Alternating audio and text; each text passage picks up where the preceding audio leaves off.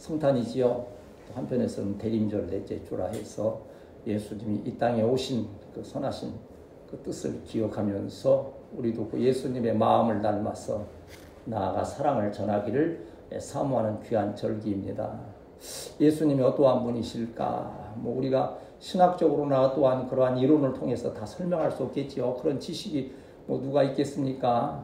근데 며칠 전에 제가 오늘 글을 잠깐 읽으면서 이것이 예수님의 마음의 한 부분이 아닐까, 그 마음을 좀 나도 좀 가졌으면 좋겠다 하는 생각을 해본 일이 있는데, 간단한 글이에요.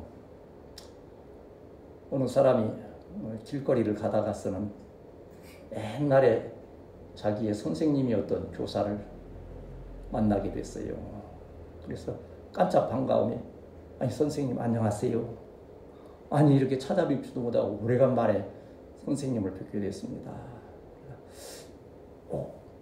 기억이 이제 선생님은 좀 어렴풋 하시겠지요. 자네 누군가? 예, 저는 선생님께 배웠던 누구입니다. 자네는 지금 뭐 하고 있는가? 저도 선생님이 되었습니다. 그래, 잘했네. 어떻게 선생님이 되었는가? 이 사람이 그러는 거예요. 제가 선생님이 제 담임 선생님이셨을 때 한 친구가 새로운 시계를 하나 샀는데 그게 너무 부럽고 그게 너무 가지고 싶어서 몰래 그걸 훔쳤다는 거예요. 그런데 이제 이 도난을 당한 이 친구가 선생님께 이제 얘기를 한 거예요. 고자질을.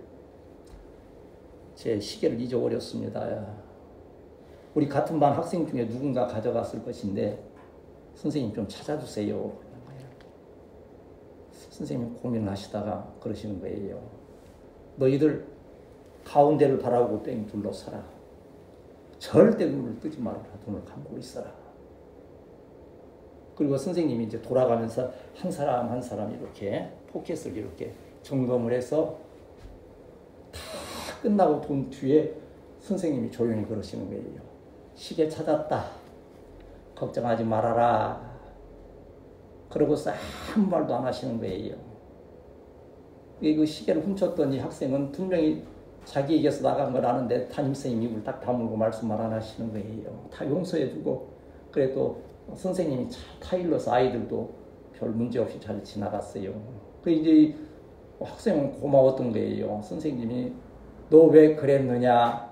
너는 잘못했다. 벌을 받아야 된다. 하는데 모든 걸 다 덮어주고 지나갔던 그것이 고마워서 마음을 고쳐먹고 열심히 공부하고 해서 이제 선생님이 된 거예요. 선생님, 그때 분명히 제 포켓에서 그 시계를 꺼내고 제가 그것을 훔쳤다는 것을 잘 아실 텐데도 왜 말씀 안 하셨습니까? 그래서 선생님이 그러시더라고요. 아니야, 나 그때 너희들 포켓 뒤질 때 나도 눈을 감아버렸어.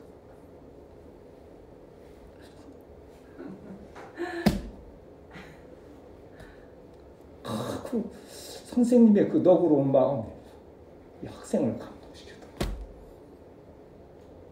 그 선생님이 깜짝 놀라는 거야. 아니 그 시계를 훔친 사람이 너였니? 나는 눈 감고 있어서 몰랐어. 그 지혜로운 선생님, 사랑의 선생님 하나로 인해서 한 인생.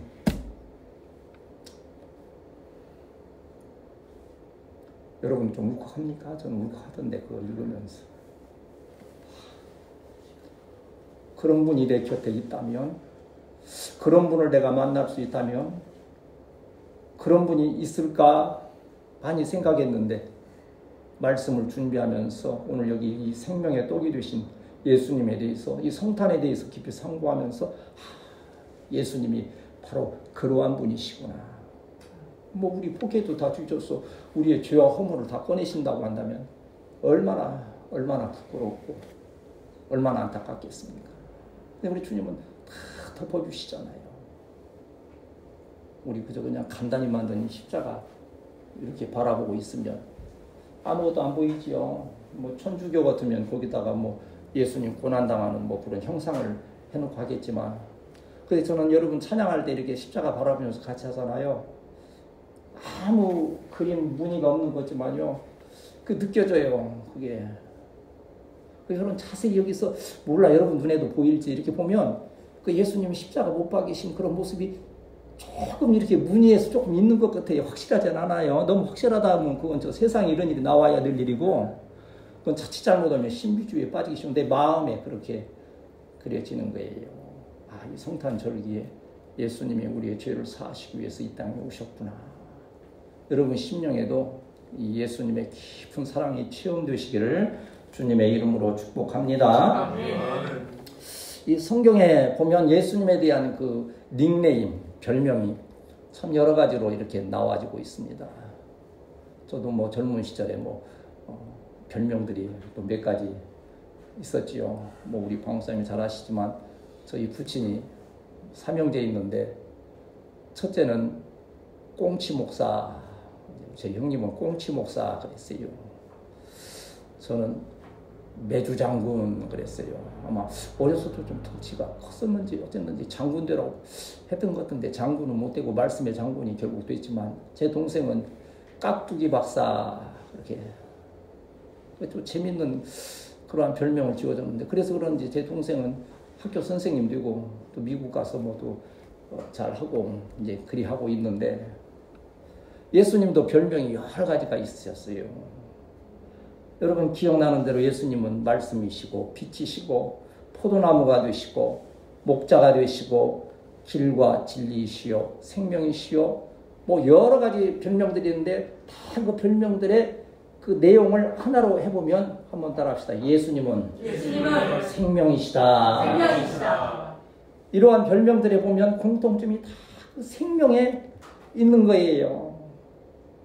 우리 이제 우리는 이 동네에 살고 있으니까 오늘 처음 뵙는 분은 어느 동네에 사시는지 모르겠는데 병점 아닙니까? 말 그대로 떡집이라는 뜻이죠. 그 처음 여기 왔을 때 벌판에도 저기 보면 떡전거리라고 떡집이더라고요. 그래서 병점 떡집 성경에도 나오는 어제도 우리 잠깐 얘기했지만 조심할 게 뭐냐 가면 안 되는 데가 어디냐 베들레헴 그랬잖아요. 그건 베들레헴이고 베들레헴이 바로 떡집이란 그런 뜻 아닙니까? 벳은 집이라는 뜻이죠. 하나님의 집하는 뜻이요. 렘은 빵을 말하는 거예요. 우리는 이제 떡이라고 표현하지만 실제로는 빵이죠. 이 베들레헴과 같은 그런데 이제 여기가 바로 베들레헴과 같은 오늘 현장이 되는 것은 우리 주소가 병점 중앙로 169번 길이에요. 그대로 성경상으로 해석하면 떡집길 169번 길 21-3 그래서 성탄의 의미가 더 깊다. 예수님의 성탄 그때의 베들레헴 땅 구유에 오신 것을 생각한다면 오늘 우리 교회가 여러분 심령이 예수님 오신 베들레헴이 되어서 그 위로부터 주시는 그 생명의 은혜가 충만하시기를 축복합니다. 아멘. 오늘도 우리가 어루만지심을 구했지만 주님께서 이 세상에 오신 그 생명으로 오신 그 뜻을 어루만져 주시기 위해서 오셨다. 지금 우리 나라와 민족도 참 얼마나 지금 오늘 아침도 내가 몇 분 이렇게 설교하시는 거 들으니까 다 그 부분이 나오는 거예요. 이 나라와 이 민족, 우리나라의 현재 상황, 지금 처한 이 상황이 너무 안타깝고 우리로서는 감당할 수 없는 그러한 상황인데 주여 이 땅을 고쳐주옵소서. 회복시켜 주시옵소서. 이로 인하여서 아까 말씀드린 대로 마음의 상해에서 막 분노가 쌓이고 여러 가지 생각들이 많은데 이걸 어떻게 할 수 없으니까 막 소리를 지르고 막 그리 하는 거지요. 주여 저들의 마음을 어루만져 주옵소서. 저들에게 평안이 있게 하옵소서. 평화의 왕으로 오신 예수님께서 오늘 이곳에 오셔서 어루만지심에 생명의 떡을 먹은 자의 기쁨과 감사가 회복되고 충만한 역사가 있게 되시기를 축복합니다. 오늘 우리가 읽었던 이 요한복음, 제가 요새 요한복음을 지금 연구하고 이렇게 정리해 가고 있는데요. 이제 요한복음은 여러분 가끔 들으신 대로 예수님은 하나님이시라고 하는 이러한 신학적인 배경으로 이렇게 말씀을 하는 거예요. 온 인류에게 전하는 복음의 메시지죠. 그 핵심이 어디입니까? 요한복음 3장 16절 말씀에 뭐라 합니까? 하나님이 세상을 이처럼 사랑하사 독생자를 주셨으니 누구든지 예수 믿으면 멸망하지 않고 영생을 얻으리로다. 요한 3장 16절 말씀. 이러한 찬양을 드리는 것도요, 사람의 어떠한 계획과 지식으로 할 수 있는 게 아니에요. 성령이 은혜를 주시지 아니하면 우리는 하나님의 말씀을 한마디도 들을 수도 없고 입술로 고백할 수도 없는 거예요. 한번 따라합시다. 주여, 주여 나에게 성령 충만 주옵소서. 그래서 예수님이 오신, 이 땅에 오신, 우리 위에 오신 그 깊으신 뜻을 지식으로 잘 새겨 듣고 그것으로 마음이 뜨거워져서 나아가 또 우리도 복음을 전하고 주의 사랑을 실천하는 귀한 역사가 있게 될 때에 이것이 참된 믿음이요, 이것을 통하여 하나님께서는 귀한 은혜로서 함께 하실 줄 믿습니다. 오늘날도 마찬가지지만 예수님이 활동하던 그 시대, 예수님이 하시는 일을 눈앞에 보면서도 예수님을 부인하고 부정하는 무리들이 있었어요. 참 안 믿는 분은요, 참 놀라울 정도로 안 믿어요. 눈에 그것이 다 보이면서도 믿지 않는 것이 그 완악한 사단의 역사인 거예요. 우리는 보지 않고도 할렐루야 아멘 할 수 있는 믿음을 주셨으니 얼마나 또 감사합니까? 그러나 그저 믿는 것이 아니고 하나님의 말씀을 통한 참된 신적인 지식을 통해서 예수님을 전인격적으로 만나는 우리 복된 성도들이 되시기를 축복합니다. 오늘 여기 말씀 보면 예수님께서 생명의 나는 떡이다. 나를 먹는 자는 영생. 나를 믿는 자는 바로 먹는다는 것은 믿는 거지요. 예수님을 믿으면 너희가 영생을 얻으리라는 말씀을 이렇게 선포하시는데, 거기에 듣는 바리새인이나 이러한 서기관들이나 이러한 교권주의자라고 부르는 기득권, 그러한 자들은, 종교적으로 거룩하다고 스스로 교만한 자들은 이 말씀을 이해하지 못하는 거예요. 놀라운 일 아닙니까? 어떤 목사님도 그러시더라고요. 대학 교수님이신데 신방 가서 성경을 읽으려니까 성경을 못 읽더라는 거예요. 대학 교수님이. 그래서 웬일인가 했더니 자기는 성경이 눈에 들어오질 않는다는 거예요.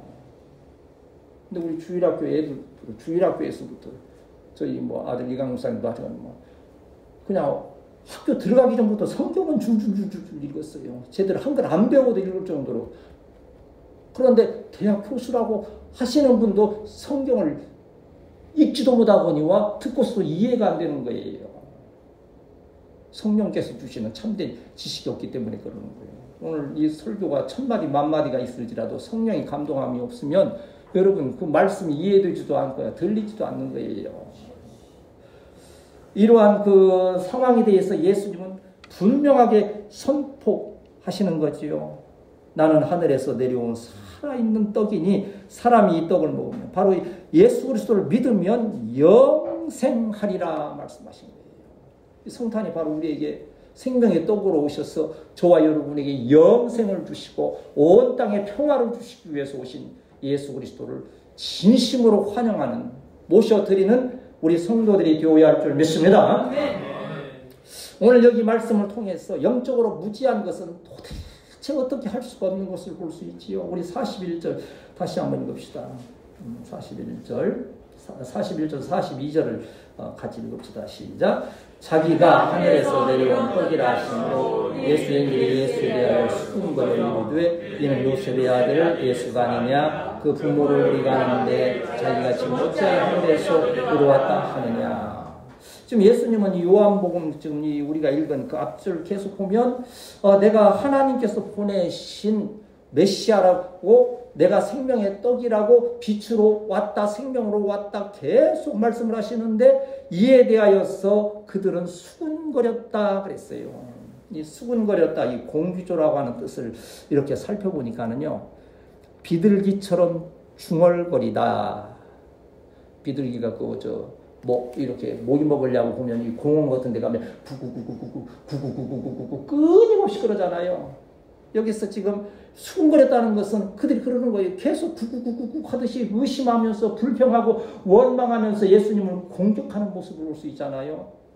은혜 받은 자는요, 입술에서 말씀이 또 찬양이 기쁨과 감사의 언어가 나오지만요, 예수님에 대한 확실한 믿음이 없고 지식이 없으면요, 입에서 계속 불평과 원망과 시기와 질투와 약한 것들이 계속 쏟아져 나오는 거예요. 여러분의 입술이 여러분의 마음이 성령으로 인침받게 되시기를 축복합니다. 그래서 특별히 은혜의 절기 12월은 은혜의 달이요, 2025년 믿음으로 나아가자 했을진데 이러한 예수님에 대한 바른 지식을 가지고 담대히, 또 그들은 42절에서 말씀하지 않습니까? 그 부모를 우리가 아는데 그랬어요.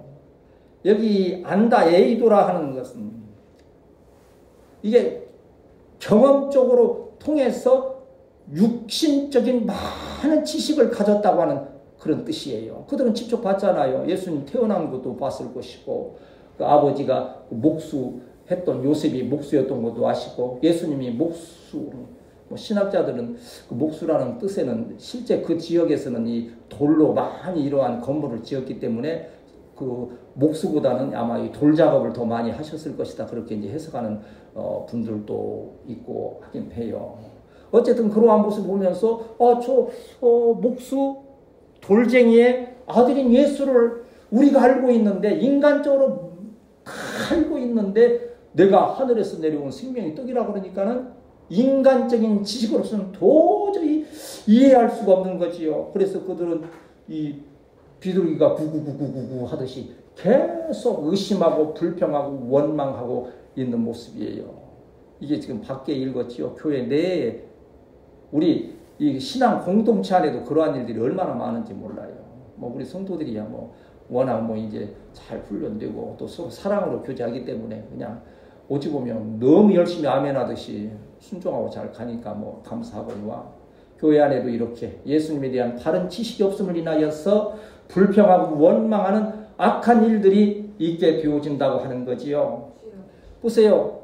어떤 분들 요새 제가 엊그제 그 방송에서 언뜻 보다 보니까 무슨 요새 레미제라블인가 하는 그런 그 프로가 있더라고요. 백종원 씨가 이렇게 하는 건데 보니까는 그 젊은 요리사들이 한번 쉽게 말하면 한번 크게 성공하기 위해서 거기서 요리 시합을 하는 거예요. 그러니까 이제 거기에 이제 무슨 음식 만드는 것도 있지만 그 음식에 대해서 어떻게 설명하느냐, 스토리텔링을 어떻게 하느냐에 중점을 많이 두더라고요. 그러니까 이 친구들이 그걸 그 스토리텔링을 만들어 보려고 많이 연구를 하고 하는 거예요.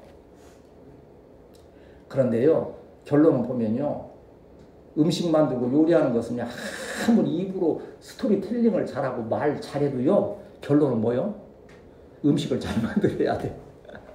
어떤 애는 보니까 입으로는 유창하게 이거 어떻고 특산물이고 뭐고 하는데 심사관에 딱 먹어보면 이렇게 그건 이제 안 되는 거예요. 우리 예수님 우리가 이렇게 말씀을 통해 듣고 또 체험하고 하는 가운데에 예수님에 대해서 잘 알지 못하면 우리는 예수님에 대해서 불평과 원망과 이 은혜의 절기에도 은혜 가운데 있지 못하고 오히려 죄악 가운데 빠질 수 있다는 것을 기억하면서 한번 따라합시다. 예수님은 생명 주시기 위하여 우리 가운데 오셨다. 베드로가 예수님께 참 큰 칭찬을 받은 일이 있지요. 베드로의 신앙 고백 뭡니까? 주는 그리스도시요 살아계신 하나님의 아들이십니다. 그러니까 예수님을 참 더 학교에서 많이 배워서 지식적으로 똑똑해서 참 고백했구나 그러셨어요? 아니에요. 이렇게 말할 수 있는 건 너희 혈육이 아니라는 거예요. 하나님 아버지께서 성령을 통하여 그렇게 고백하게 하셨다고 하는 거예요. 오늘 이 자리에 계신 우리 성도들에게도 성령이 임하셔서 하나님을 예수님에 대하여 바로 알고 그 예수님을 잘 믿고 섬겨 영생의 은혜와 복을 누리는 우리 성도들이 되어야 할 줄 믿습니다. 이게 핵심이 그거 아닙니까? 이제 그 얘기도 이제 기억나는 게 있잖아요. 우리 겨울이 되니까 글쎄 나더라고요. 어느 화가가 그림을 그렸는데 이 숲속에 오두막집이 하나 있는 거예요. 찬바람이 휑 부는 그러한 그림으로 해서 그 초가에 보니까는 깜깜한 거예요. 이 그림을 제목이 절망, 절망. 뭐 찬바람 불지, 집에 불 꺼졌지, 그 산속에 초라한 오두막집 하나 있는데, 그런데 그 절망이라는 그림이 희망으로 딱 한 번에 바뀌었어요. 어떻게 해요? 다른 건 하지 않았어요. 이 화가가 오두막집 창문에다가 노란 불빛으로 딱딱딱 4점을 찍어 놓은 거예요. 밖에는 막 찬바람이 불고 눈이 내리는데 창문을 통해서 그 밝은 빛이 탁 스며 나오는 거예요. 그리고 제목을 절망에서 희망으로. 예수님이 우리 인간적으로 말하면 뭐 도대체 용납이 안 됐죠. 뭐 헤롯 궁에 오신 것도 아니고 뭐 어디 로마에 뭐 황제로 오신 것도 아니고 너무나도 낮고 천한 베들레헴 땅 그 구유에 오셨는데 그분이 바로 만왕의 왕이신 예수 그리스도라는 거예요. 그것이 우리에게 은혜가 되는 것이요. 이 예수님을 바로 알게 될 때 우리는 참된 겸손함으로 충성하면서 많은 자들과 그 사랑을 나누게 됨을 믿습니다. 그런가 하면 오늘 말씀에서는 그 무지한 자들과는 관계없이 예수님은 생명의 떡이시라는 거예요. 세상이 예수님에 대해서 오해를 하든 뭐라 하든 오늘 또 그런 말씀 하시더라고요. 안 믿는 사람은 죽어도 안 믿고 믿는 사람은 죽어도 믿는다는 거예요. 여러분 그러지 않습니까? 마음이 강팍해지면요 얼마나. 오늘 본문 말씀 48절 우리 같이 읽읍시다. 48절에서 51절까지 다시 한번 읽으면서 여러분 그 말씀을 마음에 새깁시다. 시작. 내가 곧 생명의 떡이니라. 너희 조상들은 광야에서 만나를 먹었으고 죽었거니와 이는 하늘에서 내려온 떡이니 살아오므로 하여금 먹고 죽지 아니하게 하는 이것이니라. 나는 하늘에서 내려온 살아있는 떡이니 사람은 떡을 먹으면 영생하리라. 내가 준 떡은 곧 세상의 생명을 위한 내 살이니라 하시니라. 아멘. 내가 생명의 떡이다. 이 생명은 생명을 유지시키는데 꼭 필요한, 없어서는 안 될. 그래 그 앞쪽으로 보면 27절에서는 영생하도록 있는 양식이라고 그랬어요. 32절에서는 참떡이다. 33절에서는 하나님의 떡이요. 1절에 가서는 하늘로서 내려온 떡이라. 여러분 떡이라 그러면 요새는 떡 안 먹어 그런 분들도 있어요. 너무 먹을 게 흔하니까. 우리 때는 어렸을 때는 떡이라 그러면 정말 목숨을 걸고 먹을 정도로 그랬죠. 그런데요, 이 떡이라는 이 빵이라는 개념이 수요 저녁에 잠깐 여러분 말씀드렸겠지만 우리 개념하고 달라요. 냉장고에 라면 싸놓고 못 싸놓고 몇 달 먹을 거 있는 거 상황은 달라요. 여기 지금 이 유대인들 이 상황에서 그때 예수님 계실 때의 상황은요. 매일매일 일용할 양식을 준비하지 아니하면 그날은 살아갈 수가 없는 그런 상황이기 때문에 이 떡이라고 그러면 그들에게는 개념이 확실히 그러고 안 먹으면 죽는 거예요. 안 먹. 빵이 없으면 죽잖아요. 북한의 실정을 얘기하시는 거 보니까는요. 굶어 죽는 사람들이 너무 많은데 제일 먼저 죽는 분이 누구요? 엄마가 제일 먼저 죽는데. 자녀들 먼저 먹이고 우리 어렸을 때 그러잖아요. 난 먹었어. 너들 먹어. 나는 먹었다. 안 먹고도 먹었다 하면서 먹이잖아. 그러다 보니까 엄마가 못 먹고 하다가 결국 엄마가 제일 먼저 죽는다. 엄마가 죽으면 그 다음에 누가 죽겠어요? 안 챙겨주니까 아빠가 죽고. 그 애들만 겨우 하는데 걔들도. 그래서 그 제일 큰 아들이나 딸이 동생 죽는 걸 볼 수 없으니까 그래서 그 두만강 건너서 중국으로 와서 한다 하는 그 선교하시는 분들 또 말씀하시더라고요. 안 먹으면 죽는 거예요. 우리가 육신의 빵을 안 먹어서 배고프고 죽는 것은 너무 심각하게 생각하는데 우리의 영혼이 죽는 것은 전혀 의식하지 못할 때가 많은 거예요. 여러분 육신의 떡도 중요하고 빵도 중요하지만 영생에 관련된 이 생명의 떡이 얼마나 중요한 것을 기억하면서 그 영생이 무엇입니까? 하나님의 말씀임을 기억하면서 하나님의 말씀을 주의 깊게 들어 마음에 새기는 성도들이 되어야 할 줄 믿습니다.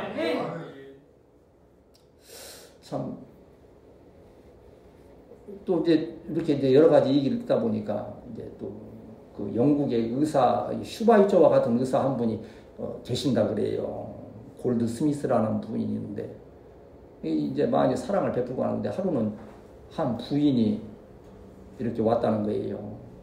선생님, 지금 우리 남편이 지금 죽어가고 있습니다. 그때는 이제 왕진, 옛날에 우리도 왕진이 있었잖아요. 선생님 좀 왕진을 해주실 수 있겠습니까? 손을 탁 내려놓으면서 당연히 가야지요. 당연히 가야지요. 가방을 챙겨서 가는데 의사 선생님을 향해서 이 부인이 그러는 거예요. 선생님, 근데 죄송하지만 제가 돈이 없어요. 돈이 지금은 한 푼도 없습니다. 참 그런 의사들은 가슴이 따뜻하잖아요. 돈이 문제입니까? 사람이 살아야지요. 그 돈 걱정하지 마세요. 그리고 이제 가서 왕진을 가서 그 남편을 이렇게 왕진을 하고 치료를 하고서는 그러는 거예요. 내가 여기 그 처방약을 드릴 거니까 절대 내가 여기 떠나기 전까지는 열어보지 마세요. 이제 의사 선생님 가시고 그 부인이 이제 그 처방약이라 그러니까 딱 보니까 거기에 돈이 들어있는 거예요. 돈이. 근데 그 처방전에서 그랬어요. 이것은 다른 병이 아니고 영양실조입니다. 먹을 것을 사서 남편에게 잘 먹이십시오. 그럼 병은 일주일 만에 깨끗이 사라질 것입니다. 그래서 그렇게 또 해서 우리 그냥 우스운 얘기로 잘 먹고 잘 살았대요. 의사 선생님이 바로 골드 스미스라고 하는 영국에서는 아주 이렇게 좋은 의사로 그렇게 존경을 받는 그런 분이라 하는 거예요. 죽어가는 영양실조로 죽어가는 그 남편에게는 다른 게 없는 거예요. 빵을 먹어야 되는 거예요. 음식을 먹어야 되는 거예요. 오늘날 얼마나 많은 영혼들이, 우리 자녀들이, 우리 청소년들이 영생에 떡이 없음을 인하여서 방황하고 두려워하며 여러 가지 문제 가운데 방황하는 모습이 있는데, 오늘 이 성탄의 절기를 즈음하여서 그들에게도 이 복음, 하나님의 말씀의 떡이 행하여 감을 인하여서 그 영혼들이 살아나는 역사가 있어야 될 줄 믿습니다. 참 사람은요 영적이에요. 세대가 막 악해지고 막 한다 해도요, 그 국민일보에 그 나온 거 보니까는요, 미국도 얼마나 지금 여러 가지 영적으로 타락했다 뭐했다 하잖아요. 그런데 회복의 운동이 서서 일어나고 있는 것이, 성경 판매가 막 늘어나고 있다는 거예요. 오히려 사람의 힘으로 최선을 다해봤는데 한계가 있고 안 되는 거예요. 참 이게 공산주의와 우리 민주주의의 차이점이 뭡니까? 민주주의는 다 성경에서 나온 그러한 하나의 신앙 원리예요. 미국이 세워진 건국 기념이 그렇고, 우리도 지금 여기 애국가를 2절을 우리 교회에서 특별히 이렇게 작사해서 하지만요, 하나님의 말씀 아래 세워진 우리나라, 기도하며 세운 나라 우리 대한민국, 하나님의 은혜로 으뜸된 민족, 사랑으로 하나 되어 길이 보존하세. 이 나라 이 민족도 하나님의 말씀으로 세워진 거 아시잖아요. 예수 그리스도 생명으로 세워진 걸 알 수 있잖아요. 근데 여러분 잘 아시잖아요. 지금도 그 푸틴이나 시진핑은 좀 어떤지 좀 조용하긴 하는데, 김정은이나 그런 인간들 보세요. 전혀 하나님에 대한 어떤 두려움도 없고 의식이 없으니까 그저 침략전쟁하고 무기 만들면서 백성은 굶어 죽어가는 이러한 상황을 참 우리는 이해할 수 없지만 그들에게는 사단의 역사가 있음을 해서 당연한 것처럼 생각하는 거예요.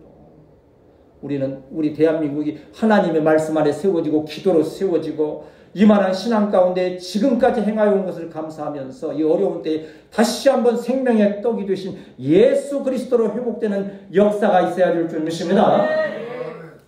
마태복음 26장 26절에서 28절 말씀을 보시면, 마태복음 26장 26절에서 28절 말씀 봅니다.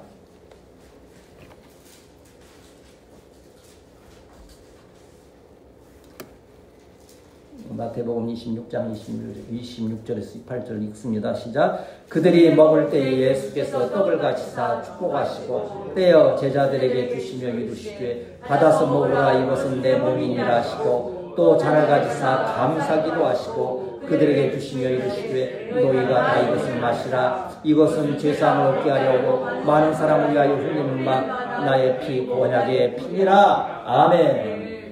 여러분 축복하기는 하나님께서 육신의 떡도 빵도 풍부하게 하셔서 여러분 가정과 일터 우리 자녀들이 영혼이 잘 되고 범사가 잘 되고 강건한 역사가 있게 되시기를 축복합니다. 그러나 특별히 영적인 떡 엠마오로 가던 그들도 예수님을 만났지만 전혀 몰랐지만 예수님께서 떡을 떼실 때에 그들이 그 떡을 먹으면서 영안이 열리는 것 아닙니까? 그러면 그 떡은 육신을 위한 떡입니까? 아니에요. 굶주린 그들의 영혼에 주시는 하나님의 떡인 거예요. 생명의 떡인 거예요. 이 은혜의 절기 성탄절을 두면서 이 생명의 떡이 여러분에게 충만함을 인하여서 이 떡을 많은 자들과 나누는 역사가 있게 되시기를 축복합니다. 오늘 말씀은 또 결론으로 우리에게 말씀하는 거예요. 이 모든 것은 성령의 역사라고 하는 거예요. 설교의 항상 결론은 성령의 충만함을 주시옵소서 하지 않습니까? 우리 45절로 보면 다시 한번 돌아갑니다. 읽습니다. 45절 시작. 선지자의 그들이 다 하나님의 가르치심을 받으리라 기록되었은즉 아버지께 듣고 배운 사람마다 내게로 오느니라 그랬어요. 성령은 여러 가지 파라클레토스 우리의 변호인이 되시고 우리의 위로자가 되시고 상담자가 되시고 그러한 표현도 합니다. 그러나 또 여기에서 보면 성령은 우리에게 가르치시고 배움을 주신 분으로 그러니까 우리 예수님께서도 이제 제자들이 그러시잖아요. 내가 떠나가게 되면 다른 보혜사를 너희에게 주사 그는 진리의 영이니 너희에게 모든 것을 가르치겠다고 하신 거예요. 성령의 가르침을 받는 우리 성도들이 되어야 할 줄 믿습니다. 성령께서 함께 하시면 앞에서 말씀드린 대로 바리새인이나 서기관이나 이러한 자들처럼 예수님에 대해서 그냥 수군거리면서 불평하고 원망하는 그러한 일들이 있는 거지요.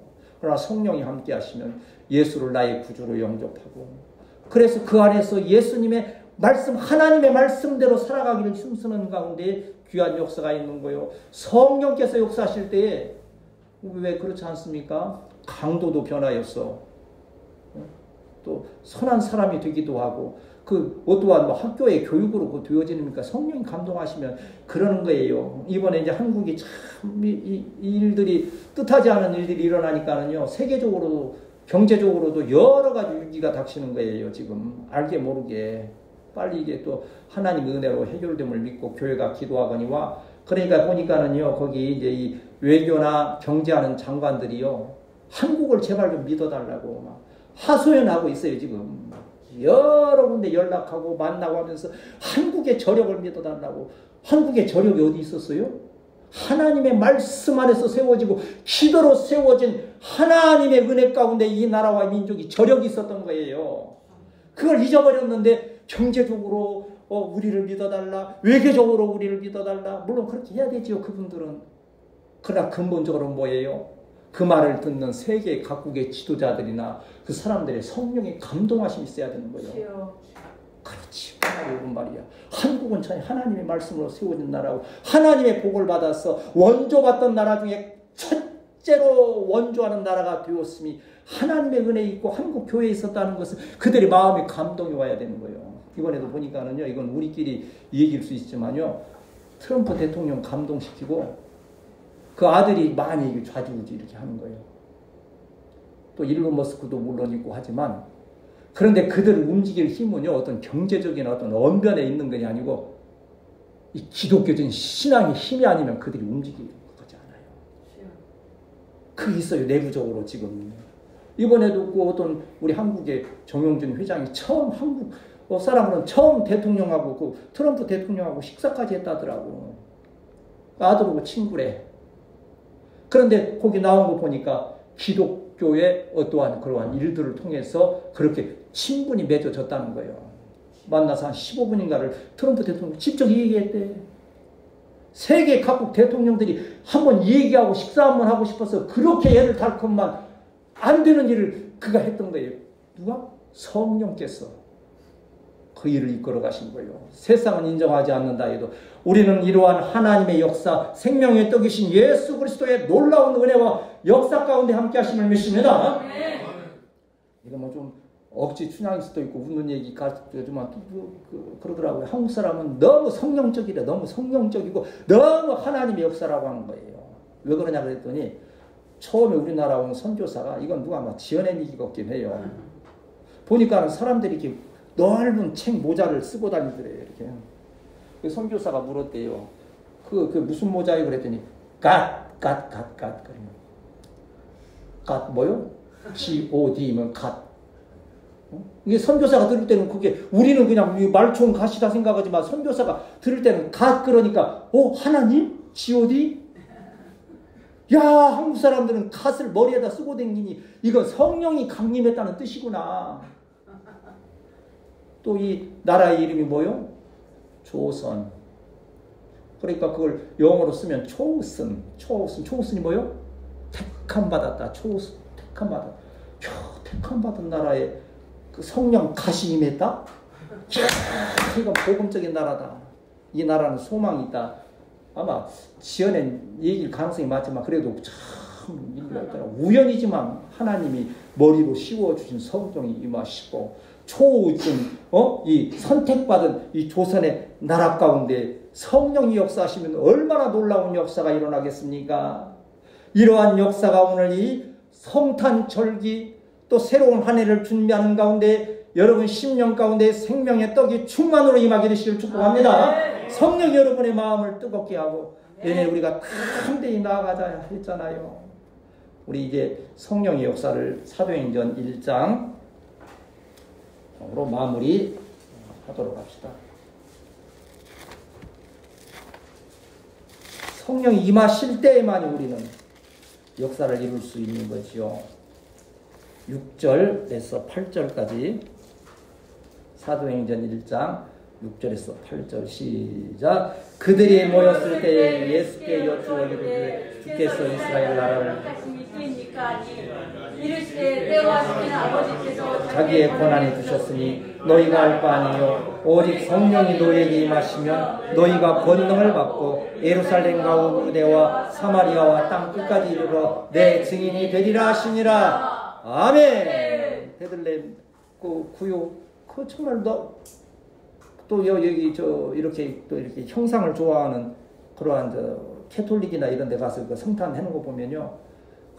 어떻게 하면 예수님은 애기지만 좀 더 이쁘게 만들까 막 색깔도 하얗게 하고 성모 마리아도 뭐 이렇게 막 도포를 씌워가지고 막 그냥 보기 좋게 만들고 막 거기는 막 나귀들도 막 보면 때깔이 막 번쩍번쩍 나게 막 그렇게 그건 이제 그런 마음을 표현한 것이죠. 실제 우리 주님이 구유에 오셨다는 것은 우리는 뭐 말구유 뭐 가끔 설명드리지만 말구유 그러지만 그거는 말이 없지요. 말이 아니지요. 나귀나 무슨 뭐 아니면 양의 그런 구유. 그러니까 이건 뭐 참 낮아질래야 더 이상 낮아질 수 없는 그곳에 오셨는데 복음이 거기에서 시작된 거예요. 복음 지금 위에서부터 막 어떤 막 권력으로부터 나오는 게 아니잖아요. 오늘 이 자리에 있는 우리가 어찌 보면 참 인간적으로 연약해 보일 수 있는 거 부족한 것도 많고 하지만 생명의 떡이 우리 가운데 채워지면 성령의 역사를 통하여서 여러분도 예루살렘과 온 유대와 사마리아와 땅 끝까지 이 성탄의 복음을 전하는 우리 복된 성도들이 되시기를 축복합니다.